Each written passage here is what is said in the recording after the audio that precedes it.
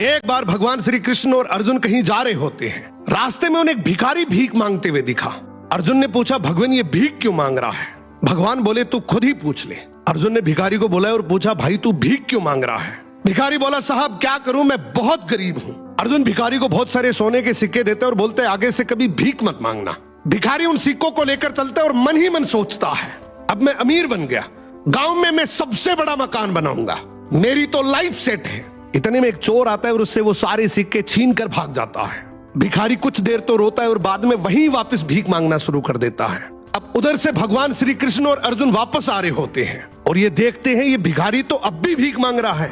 अर्जुन ने गुस्से से बुलाया, बोला, अभी तो तुझे इतने सारे सोने के सिक्के दिए थे, तो फिर भी भीख मांग रहा है। भिखारी हाथ जोड़कर बोला, क्या करूं, सिक्के लेकर घर जा ही रहा था कि इतने में एक चोर आया और सारे सिक्के छीन कर ले गया। अर्जुन ने भिखारी के सर पे हाथ रखा और बोला, कोई बात नहीं, तो ये डायमंड रख, ये उससे भी ज्यादा कीमती है, लेकिन अब से भीख मत मांगना।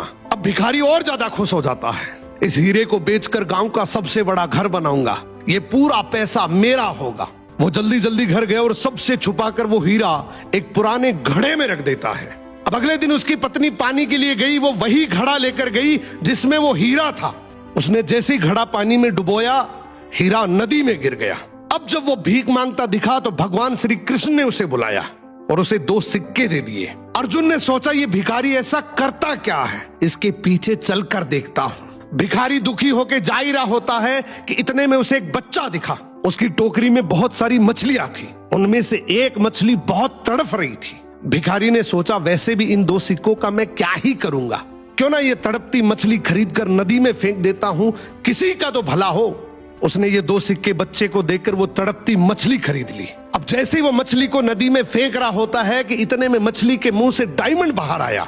मछली के मुंह से डायमंड बाहर आते ही वो जोर जोर से चिल्लाया, मिल गया, मिल गया।